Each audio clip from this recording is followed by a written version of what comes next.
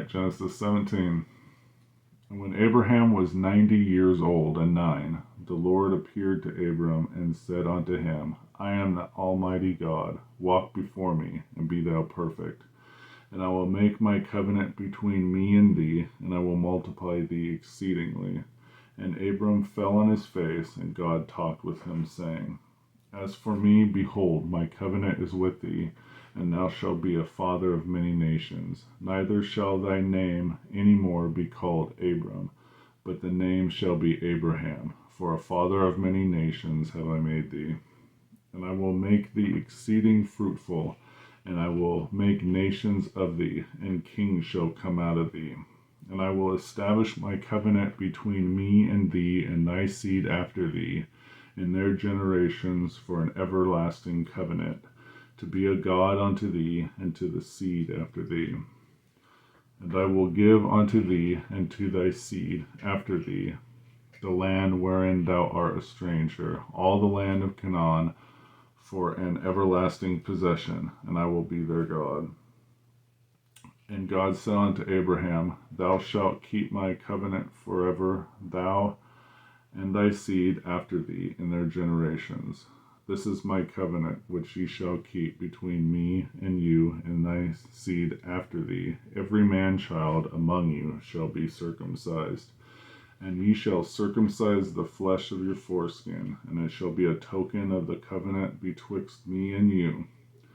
And he that is 8 days old shall be circumcised among you, every man-child in your generations. He that is born in the house, or bought with money of any stranger, which is not of thy seed. He that is born in thy house, and he that is bought with the money, must needs be circumcised, and my covenant shall be in your flesh for an everlasting covenant. And the uncircumcised man-child, whose flesh of his foreskin is not circumcised, that soul shall be cut off from his people. He hath broken my covenant.